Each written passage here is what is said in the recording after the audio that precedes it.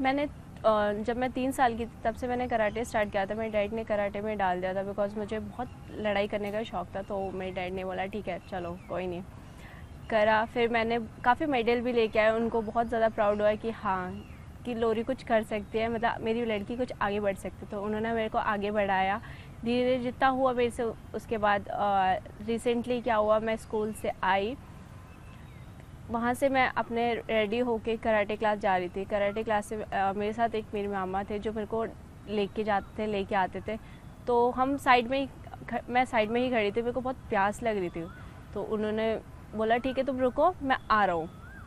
वो जब तक आए क्या हुआ, बस वाले ने टर्न करते टाइम आई थिंक शायद उसने ड्रिंक कर रखे थे, तो उसने मुझे ठोक दिया। मैं उड़ के बस के नीचे आ गया। तो मैं तब तक होश में थी, तब देखा तो मेरे पैर थोड़ा वो हो रखा था। तो फिर हम गए जो मेट्रो हॉस्पिटल है यहाँ पे सेक्टर 22 में नोएडा में, तो वहाँ पे गए। तो फिर उन्होंने कहा कि पट्टी करने का भी मतलब उन्होंने काफ़ी चार्ज लिया। उन्होंने बोला कि तुम 3 लाख लेके आओ तब हम इनका ऑपरेशन स्टार्ट करेंगे। तो मेरी डैड इतना नहीं था कि एकदम से पैसे लेके आ जाए, किसी से नहीं होता। तो उन्होंने बोला तब भी ऑपरेशन स्टार्ट करो तो मैं कर लूँगा। उन्होंने बोला नहीं। तो मेरे डैड ने क्या करा, वहाँ से मुझे कहा कि आप शिफ्ट कर दो एम्स ट्रॉमा में। एम्स ट्रॉमा में गए तो उन लोगों ने, काफ़ी क्राउड था वहाँ पे भी, तो उन लोगों ने मेरा रात को ऑपरेशन, रिसेंटली जो इमरजेंसी केस था तो उसमें मेरा स्टार्ट किया। पता लगा फिर वहाँ पे कि पैर काटना पड़ा मेरा। तो गए हम, और जब तक मैं ठीक थी, मैं आई थिंक होश में भी थी ना वहाँ पे, जब उन्होंने बेहोशी का इंजेक्शन भी लगा रखा तो मुझे एक वो था कि नहीं यार कुछ तो मेरे साथ गलत हो रहा है, लाइक पैर कट रहा है, कुछ तो मेरे साथ एक ड्रीम आ रहा था मुझे, पर पता नहीं क्या था। तो भी फिर मैं बेहोशी के इंजेक्शन में भी मैं उठ गई। उन्होंने फिर से मुझे दोबारा लगाया कि मैं सो गई। जब तक ठीक था, जब तक मैं थोड़ा बहुत भी होश में थी कि हाँ यार। फिर उसके बाद से मुझे ऑपरेशन करके काट वाट के फिर मेरे को शिफ्ट किया गया। अराउंड कहते हैं जो शिफ्टिंग होते हैं जिसमें बेड होता है लाइक, तो फिर उसमें शिफ्ट किया है मुझे उन्होंने। तब जब तक मेरा सुन था मुझे कुछ नहीं पता था। जब मैंने सुन धीरे धीरे हटने लगा तो मुझे किसी ने नहीं बताया था कि तुम्हारे साथ लोरी ऐसा हो रखा है, बिकॉज उस टाइम में सदमे में आ जाते। तो ठीक है धीरे धीरे हटा, मैंने हटाया, देखा, रोने लगी। वो चीज़ मेरे लिए बहुत ज़्यादा होता। तब भी फिर उसके बाद ठीक है, फिर 1 साल मैंने ड्रॉप किया हर चीज़ का। मैंने स्कूल, मैंने 1 साल बैठा घर, मतलब सोचा कि हाँ यार मुझे कुछ अब करना है, अपने डैड के लिए करना है, अपने फैमिली के लिए करना है, क्योंकि मेरी फैमिली ने भी बहुत धरना वरना बहुत कुछ दिया। तो फिर रिसेंटली डैड ने बोला तुम कुछ करो। मैंने कहा तो तुम कराटे नहीं कर सकते, तुम कुछ तो करो। तो मेरे डैड ने बोला फिर कि शूटिंग नहीं आर्चरी करो, एक गेम है। तो ठीक है, मैंने कहा चलो अब आर्चरी करते हो। तो कोविड का टाइम था, तो आर्चरी भी उस टाइम क्या था, बंद हो गया था, सब जगह लॉकडाउन लग गया था। फिर लॉकडाउन के बाद से फिर मैंने स्टार्ट किया, फिर आई थिंक नेशनल लेवल में मेरा सिल्वर और ब्राउन्ज मेडल आया था। वो फर्स्ट टाइम आया था। मेरे डैड को बहुत प्राउड फील हुआ था, मेरे मॉम को बहुत प्राउड हुआ था। मैं रिसेंटली अगर मैं आर्चरी ना आऊँ ना तो मुझे खाना नहीं मिलता, ऐसा वाला सीन होता है, बहुत डांट पड़ते हैं। ठीक है, फिर मैंने एक और लेके आया गोल्ड मेडल, मेरी मम्मी ने बहुत ज़्यादा सब। ठीक है, मैं चाहती हूँ और लाइफ में आगे बढ़ूँ, ओलंपिक तक खेलूँ, कि मेरे डैड मॉम को कभी गिल्ट फील ना हो। मैं 3 साल से कराटे कर रही थी। फिर मैंने जो भी मेडल लेके आए 15 अराउंड समथिंग, तो मैंने 16 तक करा। फिर एक्सीडेंट हो गया। एक्सीडेंट के बाद से फिर अभी मेरी लाइक 19 एज है, मैं 20 की हो जाऊँगी सितंबर में।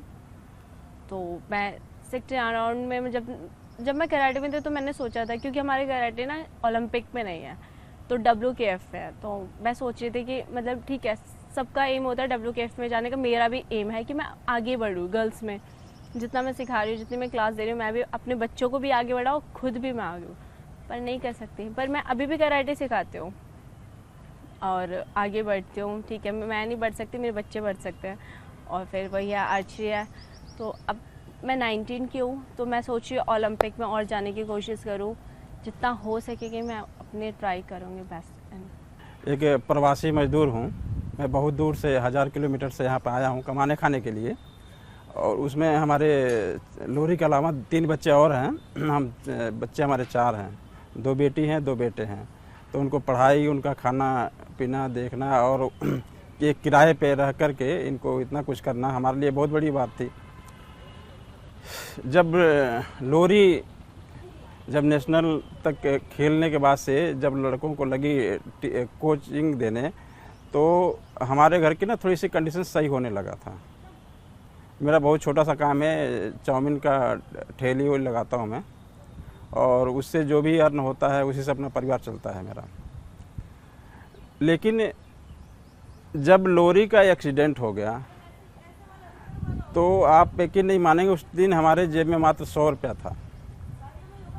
और इतना बड़ा हादसा देख करके मैं तो बिल्कुल समझिए अब मैं कहाँ जाऊँ, क्या करूँ, किससे कहूँ, अपनी दिक्कत किससे कहूँ। एक लेडीज़ क्या करी, लोरी को मेट्रो अस्पताल में भर्ती कर दी। और मेट्रो अस्पताल जो है बड़ी महंगा वहाँ का वो है, तो वहाँ पर उन्होंने खर्चा 12 लाख रुपए बताया इसको, लोरी को, जब भर्ती के दौरान। तो मैंने यार 12 लाख रुपए, 12,000 रुपये हमारे बस का नहीं है, 12 लाख तो बहुत ज़्यादा है। फिर उन्होंने पट्टी वट्टी करी और उसको देखा। फिर इन्होंने बोला आपका बजट क्या है? मैं बोला सर बजट तो मेरा कुछ भी नहीं है, लेकिन आप इलाज करिए, मैं करता हूँ, इसका किसी तरह से व्यवस्था करता हूँ। उसके बाद से इन्होंने क्या किया, पट्टी करके इलाज छोड़ दिया। बोला नहीं अब आप पैसे जमा कराइए, फिर आगे का हम कार्रवाई करते हैं। तो हमारे पास पैसे ही नहीं थे। हम फिर 3-4 घंटे यहाँ रुके, फिर हम एम्स को चले गए।